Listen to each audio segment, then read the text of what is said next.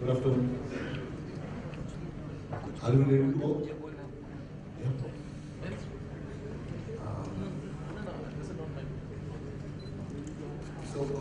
Today you are looking at payments. You are all people living somewhere, somehow with payments and things to do with payments, payment switches, payment gateways. Uh, Things have changed a lot when you talk about payments. And today you are talking about doing payments using credit cards, online payments, mobile payments, cash, contactless payments. There are different kind of payments that we are doing today. And at the back end, your switch is talking to different network, card networks to authenticate these payments.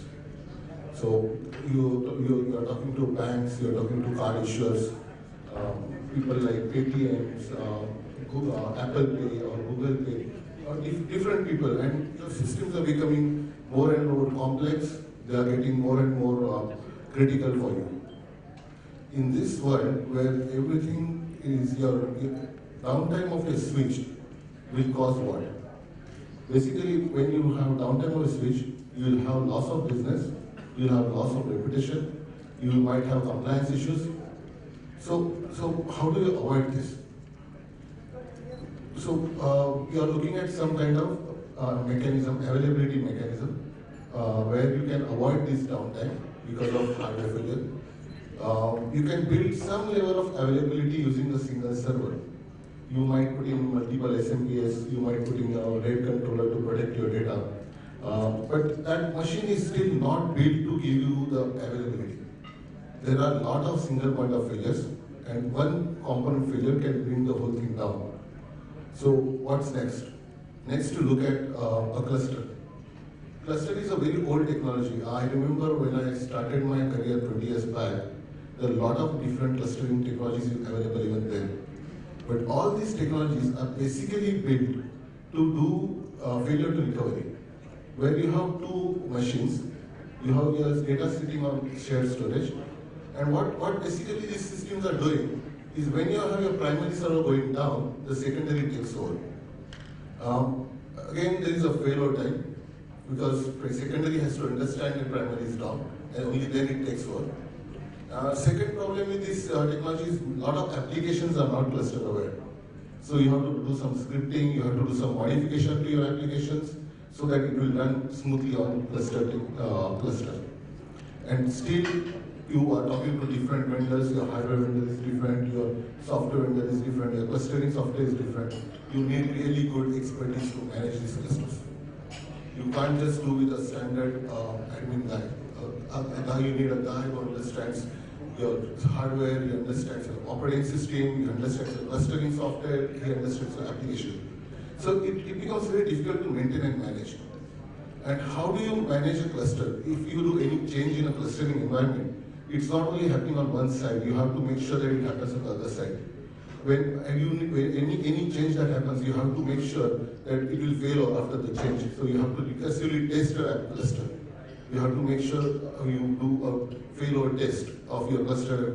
And so it becomes very big management issue, managing a cluster. So today people are also looking at some kind of virtualization-based clusters. It's very common today. People talk about high availability using virtualization. But virtualization is built basically for consolidation and not for availability. So you are having a lot of technologies today available using virtualization to give availability, but it's not the prime goal of virtualization. Again, here what you're doing is you have some kind of failover kind of mechanism where your primary fails, secondary takes over. Your all VMs running on your primary server are restarted on second server. Again, you are talking about some kind of failover time, loss of data, loss of transactions. That's again not a real pure failover or availability technology. Again, here you talk about vMotion, where you can move your running VMs from one physical machine to another physical machine. But what happens if your physical machine has failed? You cannot move a virtual machine from a dead physical machine. So you would have some downtime. So again, you are looking at some kind of downtimes when you are looking at any HA solution. So this is how your normal Intel servers look like. On a board, you have your I/O, you have your compute. Compute would comprises of your CPU, your memory, your chipset, and your I/O would comprise of your hard drive, your network devices, your fiber channel controllers. As I said, this is not built for availability. So what do we do differently? So in my machine, we separate the compute from I/O, and we put our ASIC in between. This ASIC acts like a automated uptime protection. So it basically does fault detection, fault isolation, and also acts like a bridge between the compute and I/O. And in one single machine, I duplicate the whole thing. Doing this, I completely avoid any single point of failure. You can see all components have a partner component. And on compute side, what we do, this is my IP, that's the Struts IP. We have been using this for the last 35 years. It comes from our mainframes. So basically, what we are doing here is the computes are lockstep. What do I mean by lockstep? So if you run any instructions on this machine, the same instruction sets get run on both computes, and every CPU cycle is locked. So it's like doing same transaction on both the sides. So at any moment, your CPU state, your memory states are exactly identical. So while doing this transaction, if one side fails, the second side just continues running. So you can imagine in a failover cluster, I usually call a failover cluster is like a relay race, where one runner ends his race, the second starts. That's a failover cluster. Whereas here, it's a relay race where both the runners are running together. If one fails, the second just continues running. So you do not have any loss of transaction, any loss of data, any downtime, any failover time. Even the data which is there in memory, the data which is there in processor, which is being processed right now, is protected. So I am guaranteeing you, even your each and every transaction is protected. And on I/O side, what we do, every device has a partner device. So you can see there are hard drives on top, there are equal number of hard drives below. If there are network ports on top, there are equal number of network ports below. And they are one-to-one mapped. They are given multiple paths. So a hard drive on the upper side can work with compute on the upper side as well as compute on the lower side. Same applies to your network ports. So again, you have no single point of failure anywhere. And while doing that, the best part of the solution is, from outside world, it looks like a one single system. So you install your software once, you manage just single set of software, no complex clustering involved. Any application that can work on a platform can work on this platform. We support you running Windows, Red Hat or VMware-based applications. So no complexities, simplicity. You don't need two sets of licenses. In a cluster, as soon as you have two machines, you are running two sets of applications, you need two licenses for two servers. Whereas here, it looks like a one single server. You install your application once and you license it only once. So what do I bring to table? So basically, Struts brings you first and foremost simplicity. All your complexities in managing, deploying, planning of a cluster is taken away. You don't need complex clustering solutions. You don't need complex management solutions. You don't need recursive test of your clusters. Nothing is needed. You just get out-of-box availability. You need only one single set of licenses.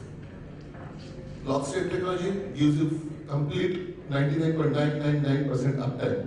I guarantee you data which is being there in memory is also protected. Every transaction is protected. No failure time, zero loss of data, zero failure time. The automated uptime layer basically does monitor a lot of parameters in the server. So even before there is a failure, a component failure, it would detect it will isolate the faulty part, it will let you know. So there is no avoidance of, this is not recovery from failure. This is basically what it's doing is preventing the failure. These systems are built to proactively monitor themselves. And we have our support services built around it, where our engineers can monitor these systems remotely, they can support it. As I think in morning Vikram spoke about this, 99% of our support calls are solved remotely. Nobody needs to come to the site. So we have locations, remote locations where these servers are located, and these are being remotely managed and monitored by our guys.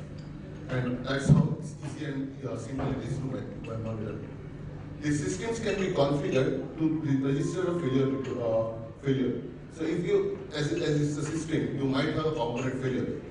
Mind you, even a component failure will not cause system going down, but you need to change the component. The system can be configured to dial into Struts hub and request for a replacement part.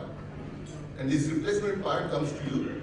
Even you might not know there is a failure. I do not know there is a failure, but system knows. System has already ordered a part, and you get the part. All these parts can be changed online without a downtime. No expert is required.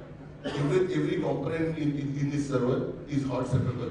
With zero downtime, anybody who can handle a hot separable hard drive can change a component in this server. It's as simple as that. As far as storage goes, these systems can support SAS drive. I can support 300 GB, 600 GB SAS drive. I can support SSDs. These systems can be connected to any SAN storage if you need larger disk space. So you have complete freedom what kind of storage you need, what kind of storage you want to use. Talking about Struts doing with payment, we have been running a payment, our systems have been running a payment solution. We have been providing 99.9999, that is 7 nines of uptime for payment transaction where the transactions are 8 million transactions they did in 2014.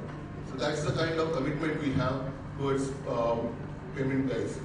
Our managed services, our guys are well versed with these payment switches, and these guys know how critical they are and how to manage these services. We have been doing that. Our guys have knowledge, very good knowledge of these things. And if you consider your existing payment switches and hardware that you use for that, and compare it with my hardware, we give much better, much effective reduction on your TCO. As I said, we use standard components. Our servers are Intel based. You can run Windows, you can run Red Hat Linux, you can run VMware on this, and you have all open source. This is the latest installation that we did. This is for eGlobal.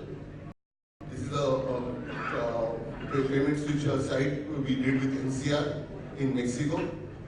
And this caters to 7 million daily transactions. So that we did in 2015.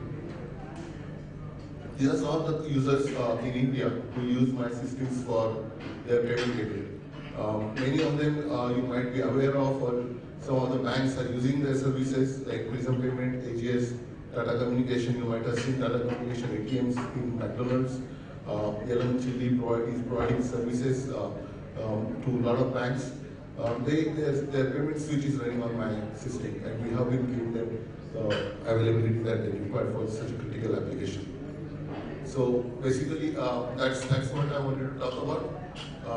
I hope now you understand why we call ourselves always on board. We are any questions?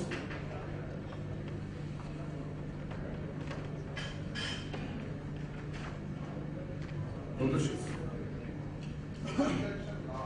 Yeah.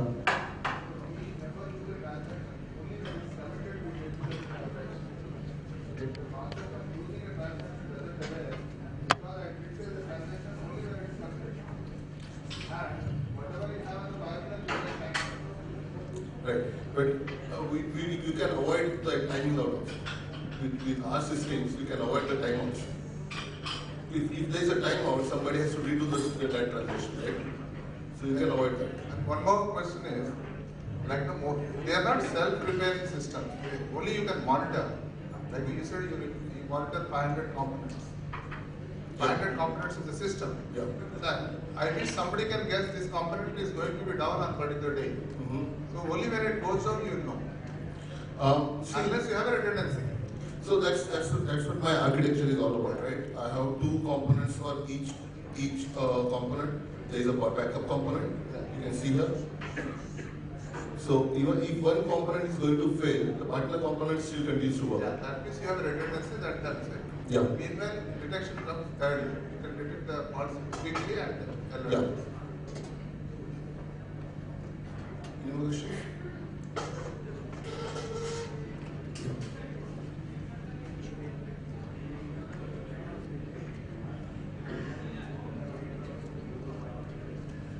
What is the impact of softwareizing policies for Oracle instances if I am right? Okay, we have been working with a lot of the software vendors. A lot of the softwares get installed on our machines. We have clear letters coming from Red Hat people like Red Hat Microsoft, where they do understand our architecture, and they say that yes, you need only use logical usage of the server. Because even if there are two components here, like CPUs, you just cannot separate them. You cannot run two different transactions on them. They are lockstep. So every CPU cycle, whatever transaction, if you run simple command like 2 plus 2 on this machine, both sides will run 2 plus 2. You cannot have one side running 2 plus 2, one side running 2 plus 3. You just can't do that. Even my bias shows you only the one side of the server. So I just only want to know, as per OEM policy, only one license required. only one license required. Yeah. Any more questions?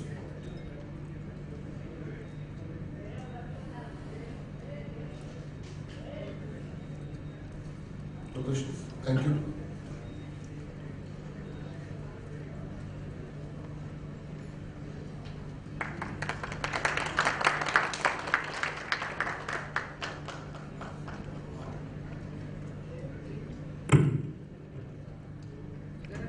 I would like to call on stage Mr. Ajit Sinha to give the token of appreciation. Can we have a big round of applause?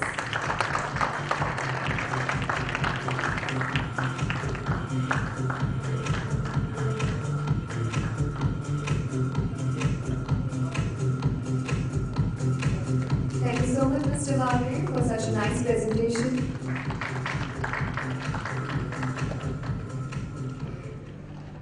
And ladies and gentlemen, after 2 wonderful sessions and 3 wonderful presentations, we're going to move towards our third session. Let me tell you the topic of this session: cybersecurity, keys to success of reliable financial system. I would like to call on the stage Mr. K.N. Bhatt, security expert.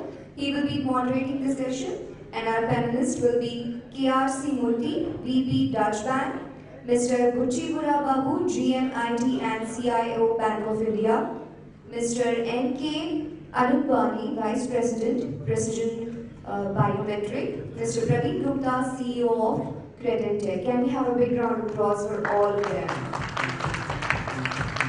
With the time to settle down, let me tell you something about the topic. All business transaction faces fundamental risk, which is the security of payments made online, even though banks and internet services providers have made great strides in ensuring safety of the transaction. Challenges remain and mutate with the advancement of computing technology. The panel will discuss the sources of security risk in new environment and what strategies are needed to mitigate this risk.